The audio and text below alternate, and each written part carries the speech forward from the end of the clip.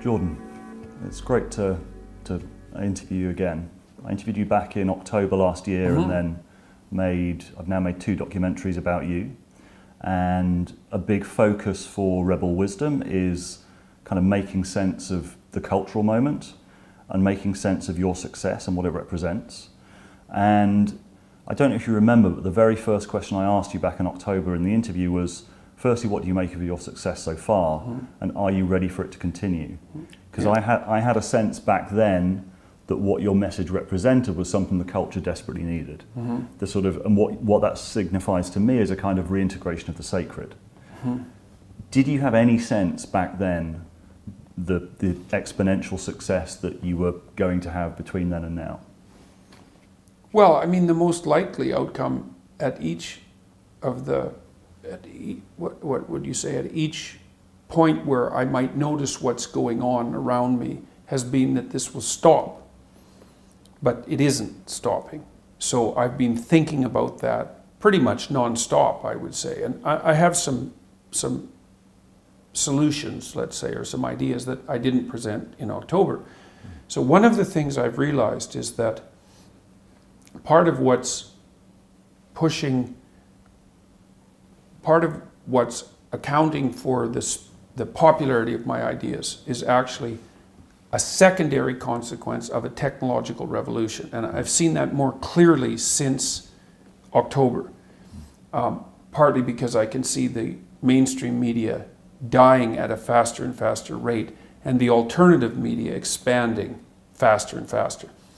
So television, radio, and the classic print media had shared one thing in common, which was an extreme restriction in bandwidth.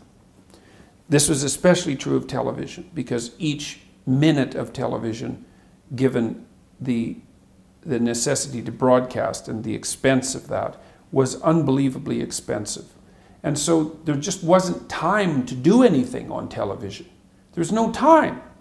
And so if you had something important to say, or even something unimportant for that matter, most of the time it had to be compressed into something approximating 30 seconds, which wouldn't even be your words. It would be a journalist commenting on what you said. And if you were really pushing the envelope, maybe you'd have 25 minutes on a talk show that was devoted to your ideas. But then even that would be highly scripted. And so television made people look stupider than they were, even to the producers of television, because of this narrow bandwidth. The rise of video online and audio as well has blown the bandwidth limitation out of our mass communication. And it turns out that people are smarter with longer attention spans than we thought. What happened with me was that, for one reason or another, I was an early adopter of that technology. And so there's this massive technological transformation, which is a Gutenberg revolution in the provision of video and audio. No barrier to production, because it doesn't cost anything. Anyone can do it. People can communicate with it. You can cut up YouTube videos. You can make your documentaries. The entry point is easy. Audio podcasts and that sort of thing, which can be of indefinite length, allow people to use found time to listen. More people can listen than can read. Like, all of these things add up to a massive technological revolution. And it's that upswell in technology that's in part has propelled what I've been doing to this mass audience. And so that's been a relief to figure that out, because it depersonalizes it to some degree, right? And so I use the metaphor, when I've been asked about this before, of being on a wave. I'm surfing on a giant wave, but the wave isn't something that I've done. It's part of this technological revolution. So that's a relief to know that. And I'm quite convinced that that's the case. Because there are other people who are occupying the same space, essentially. Joe Rogan is a very good example of that. And the various commentators on YouTube who've become increasingly influential and powerful. Same thing. driven by the technology. They happen to be early adopters. And so, and then there's a secondary question, which is, well, is there anything specific in relationship to my content, let's say? And I would say also that is the case. And I think what I've been able to do with reasonable effectiveness is to draw a conceptual equivalence between the meaning that's necessary to sustain you in life, given its suffering and malevolence, and the necessity to adopt responsibility. And I think there's something new about that. I mean, I don't know how new. I'm sure I'm not the first person who's discovered that, but I think I've done a reasonable job of pointing out to people that the suffering that's intrinsic to life in the absence of meaning is not tolerable. It destroys and corrupts. And that the proper pathway out of that isn't rights or happiness or entitlement or anything that's associated with individual ease, let's say, but with the adoption of something approximating maximal responsibility. And people get that. Like, it's not that hard to understand when it's laid out like that. And lots of people, especially young people, especially people who are young and also somewhat nihilistic in their orientation, perhaps because of an excess of intellectual criticism, they grab that immediately and think, oh, there's the missing piece. I see. It's that the antidote to this meaninglessness, this void that I'm confronting, isn't hedonism. It's not rights. It's not impulsive pleasure. It's none of that. It's responsibility. It's like, oh, yes, okay, that everything snaps into place. And so I think that's the most essential part of the message, to the degree that what I'm doing has an essential message. That would be it. And I do think that's what accounts for a large part of its impact. And you mentioned Joe Rogan before. You and he are grouped together in this sort of new constellation of the intellectual dark web.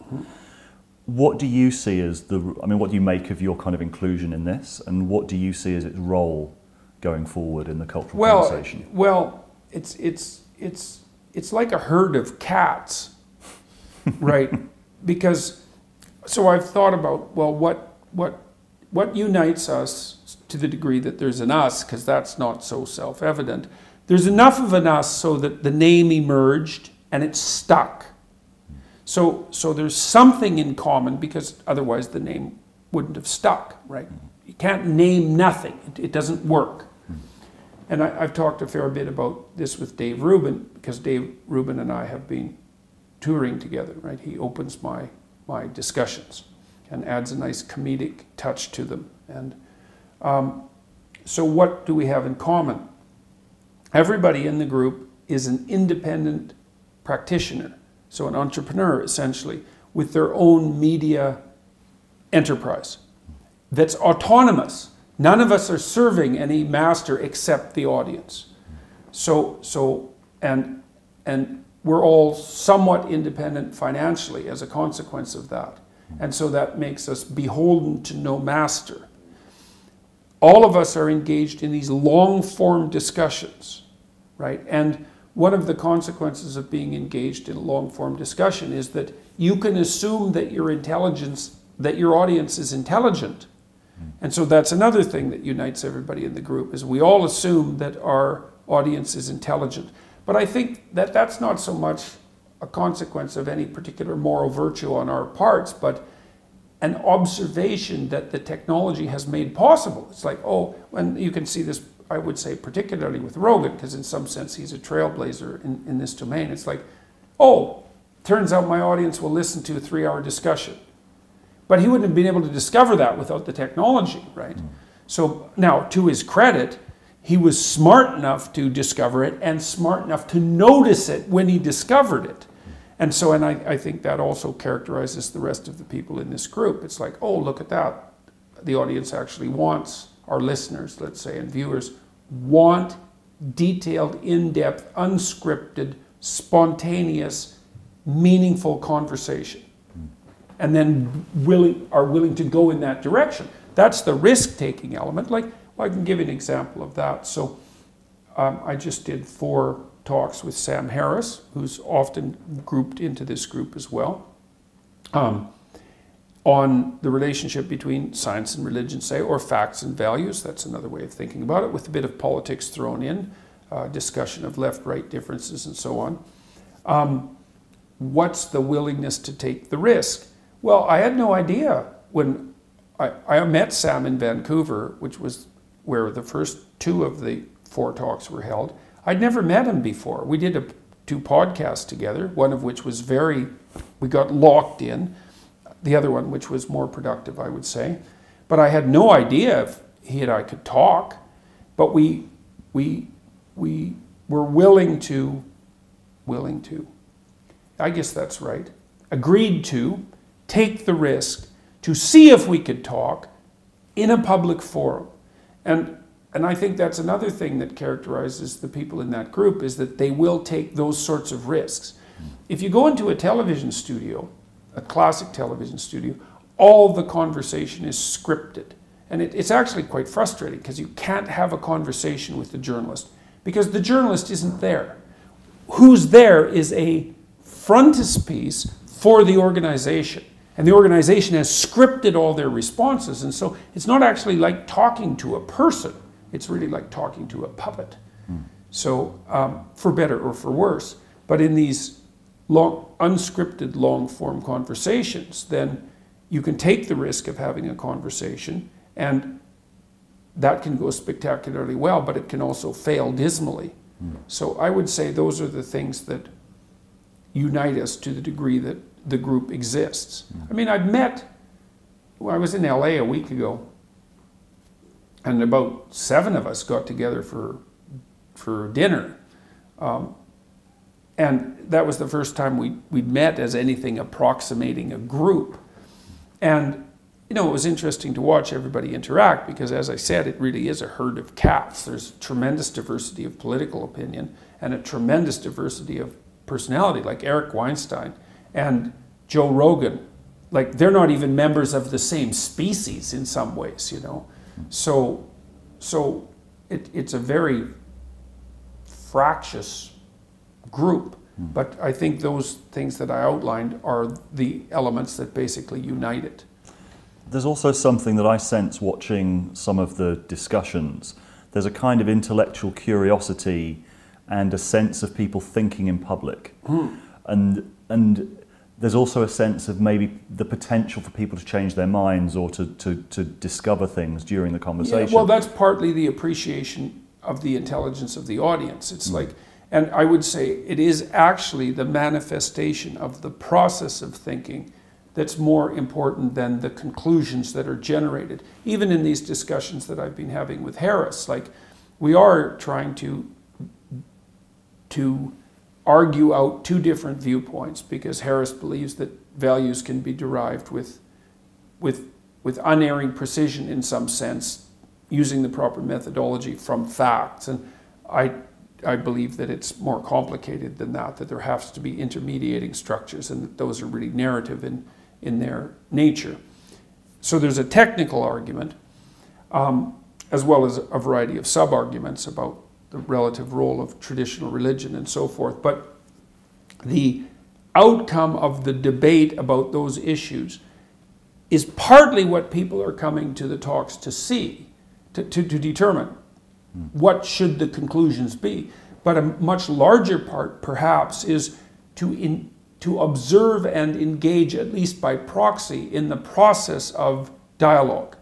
And that's more important, because dialogue is the process by which complex problems are solved, which is what makes me a free speech advocate fundamentally. Well, it's not an advocate. It's like, I realize that the protection for free speech is protection of the mechanism whereby complex social problems are solved. And we're the people in this group, and many other people as well, are acting out that dialogical process. And people are happy about that, as they should be. And I read a Spectator review of your recent conversation. I think you've now come to the end of your debates with Sam Harris. And they said that you expressed a little bit of irritation at some of the when Sam didn't grasp some of the points that you were making, or that you didn't fully appreciate that he'd understood them. I also think that Sam Harris in particular, like, he's built a whole kind of personality, career, several books on this atheism position. Do you think that he can argue in good faith from that perspective? Could he turn around and say, well, actually, no, you're right, Jordan, this atheism thing is a bit simplistic? No, I think he was conducting the discussion in good faith. I actually think that what Sam is doing is a good faith project. You know, I think there's conceptual muddiness about it. But, you know, his basic premise is that we could come to an agreement that working to reduce unnecessary misery and suffering is a universal good. It's like, okay, fair enough. That seems like a reasonable proposition. I don't think it's a proposition of fact, and he claims that it is, but that doesn't matter. Still, it's fair enough, man. And then, you know, so that's one proposition. Another proposition is, it would be really good if our systems of value weren't founded on error. And what do we have that's not error? Well, we have facts. We have objective facts. I mean, look at the technology. Look at what we've done with our science. It's like, you don't want to underestimate the utility of objective facts. So maybe we can ground the value structure in the facts. It's like, well, that would be good if we could do it. So, and then his ethic, let's say, is an amalgam of those two propositions. And I think that his project is honorable. And I think he's committed to it. He also rightly is concerned with the dangers of the fundamentalist dangers of revealed truth, and so is very skeptical about the axiomatic claims of dogmatic religion. It's like, yeah, fair enough, but the mechanisms that he outlines to derive values from facts are insufficient in my estimation. I don't think that his argument is sufficiently sophisticated, even though I don't doubt I don't think that Sam is any less committed to an ethical good. It's not obvious to me that he is than I am, you know, and he's argued and discussed fully in good faith as far as I'm concerned, you know, with the odd error, because no one is negotiating 100% all the time in good faith. I mean, that's a standard that no one can achieve. But I think the discussions have been unbelievably productive, and we'll see that certainly the crowds are responding. I don't think the crowds would have been engaged if Sam wouldn't have been discussing in good faith. You know, because the engagement is actually an indication that a good faith discussion is occurring. Otherwise, it gets dull very, very rapidly. We'll see what happens when the videos are released, and that'll be in August, once the sound is edited and all of that. And then people will have a public debate about how the discussion proceeded. I also think that each discussion built on the previous one, and that I think we both ended up more informed and more articulate than we started out. So that's a really good thing. I certainly understand his arguments much better than I did, well, a year ago, let's say. And I've heard Eric Weinstein describe sort of the cultural moment as a kind of civil war within the left, sort of extreme left and then the sort of moderate soft left, which are probably sort of at least the dominating kind of paradigm in the media. I've got a lot of progressive friends, and what I see happening recently, maybe in the last couple of weeks, is a lot of them starting to grapple with your ideas, and looking at, asking this question: what can the left learn from Jordan Peterson? Which is a pretty new development, because I saw a lot of kind of reactivity to it before. How can you personally contribute to that debate? And is that a debate you're interested in contributing to? Absolutely. No doubt about it. No doubt about it. One thing that I've been doing in my tour repeatedly when I talk about the first chapter of my book, which is Stand Up Straight with Your Shoulders Back, it's a discussion of hierarchies and their eternal nature, right? Because my claim is, and it's not my claim, I think it's mere fact, that organisms that have to cooperate and compete with other organisms of their type inevitably arrange themselves into hierarchies, and that's been going on for so long, which is at least 300 million years, that our nervous systems have adapted to hierarchies as if they're a permanent element of being, right? More permanent than trees, like seriously permanent. The most fundamental neurochemical, the one that regulates the entire brain, serotonin, is acutely sensitive to hierarchical distinctions. And so that's part of the proposition. So the reason I laid that proposition forward was to say, whatever pitfalls hierarchies might produce, you cannot lay them at the feet of the West, patriarchy, or capitalism. It's like, that's a non-starter. You're wrong. And not just a little bit wrong.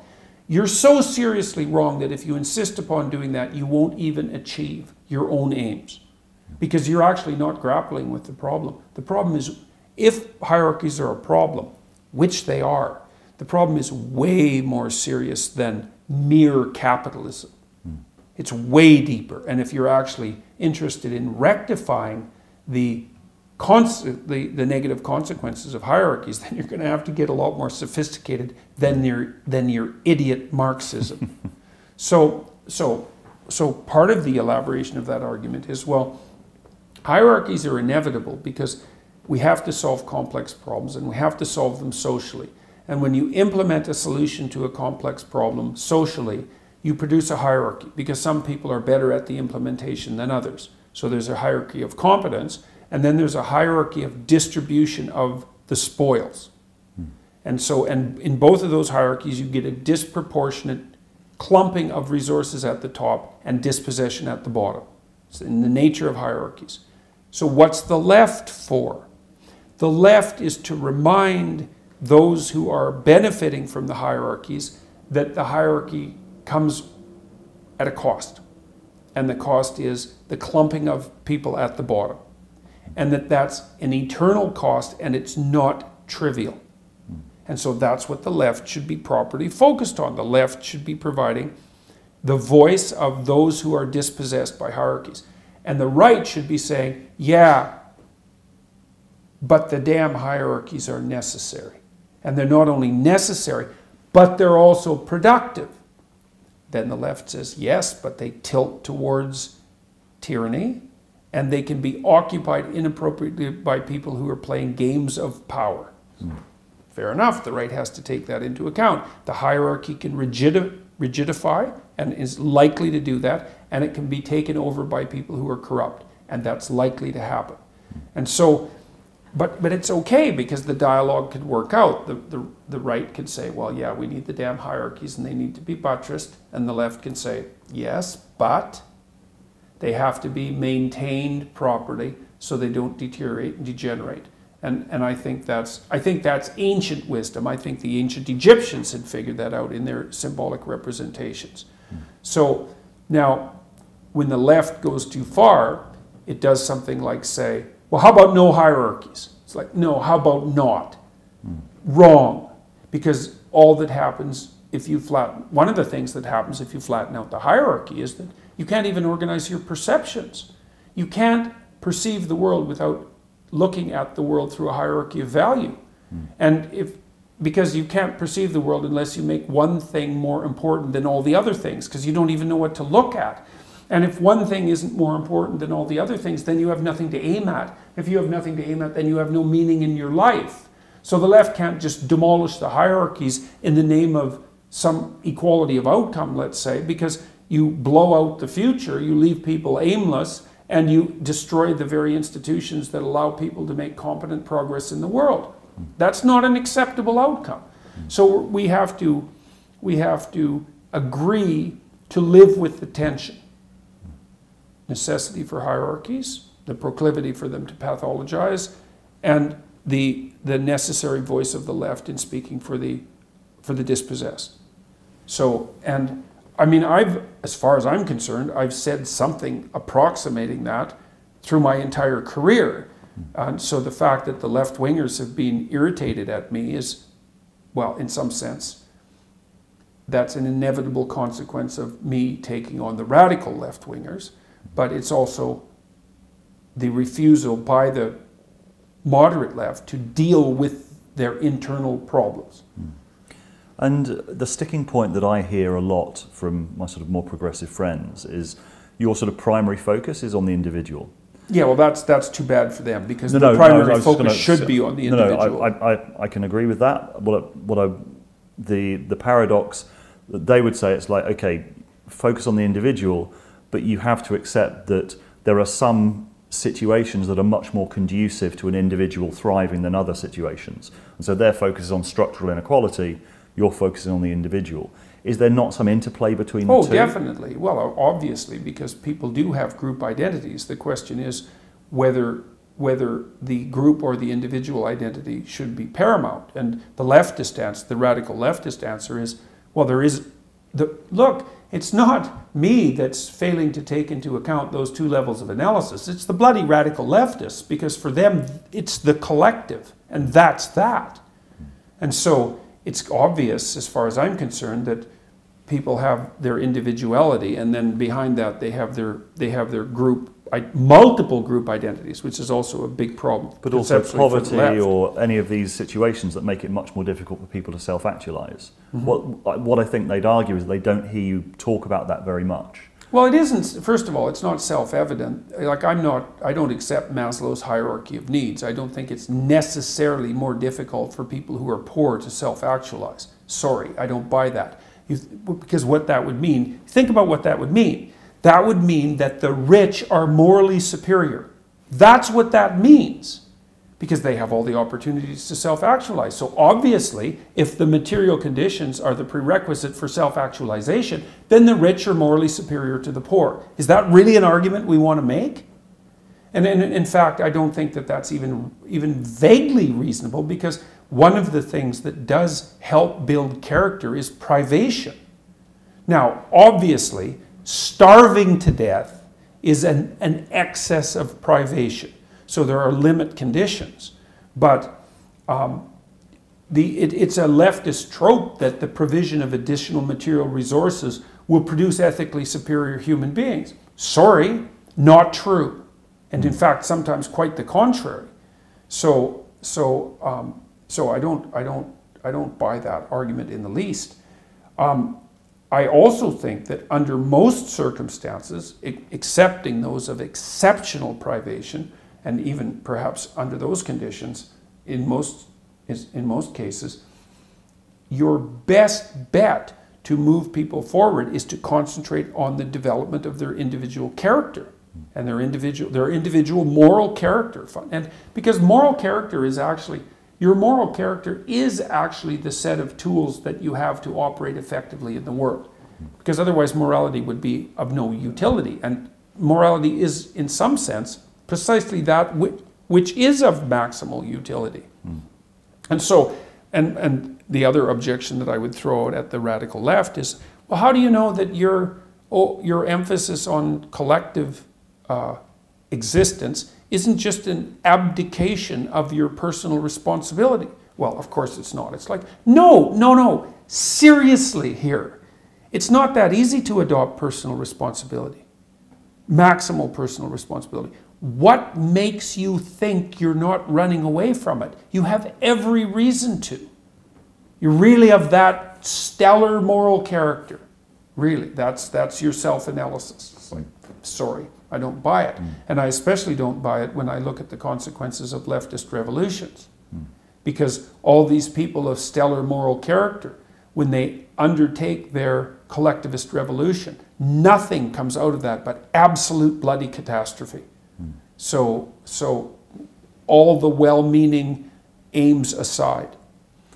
My sense of a lot of the progressive people that I know is that they're sort of from a new generation. They're not generally materialists. They're sort of very spiritually aware. And I sense a kind of implicit message in what you're saying that I've never heard made explicitly, that in some sense, materialism is a deadening doctrine. I mean, you look at the opioid crisis in America, you look at a lot of these, if poverty is seen as a more sort of, also as a sort of spiritual crisis or a crisis of the soul as much as anything else. It's mostly that. It'd be a lovely thing if poverty was caused by lack of money. We could fix it really easily then. But it isn't. My point, I think, is to say that if you were framing your message in that way, I think there would be a lot of people on the left who'd be receptive to that message. Sort of that actually there is a crisis of, the crisis of, what do you call it, like worldview has real consequences. And a lot of the poverty we're seeing in the world is to do with this kind of materialist worldview that has become corrupt, or at least kind of stripped all of the meaning and purpose out of the world. That's a good point. Well, right. Well, I mean, I don't believe that materialist hedonism is a sufficient solution. Now, it's a bit more complicated than that, because I do think that functional democratic systems are actually pretty good at reasonable hedonism.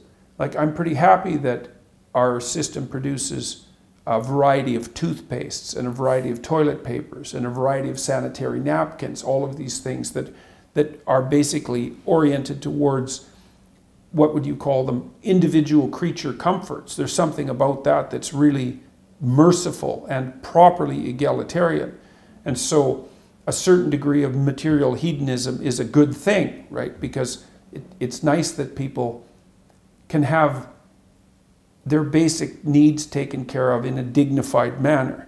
But as a ultimate solution to the problems of life, it's insufficient, which is again why I don't really like Abraham Maslow's hierarchy of needs. You know, it isn't a progression up the moral chain because of the provision of additional material resources. It doesn't work that way. That doesn't mean that you want to set up a situation where as many people as possible are absent the terrible strictures of privation. But we are doing that quite rapidly, thank God. So I think where the leftists are less happy with what I'm doing is the case that I'm making, that the meaning that transcends mere materialism is to be found in the adoption of individual responsibility. Because I wouldn't say that that's a core message, certainly not of the radical left.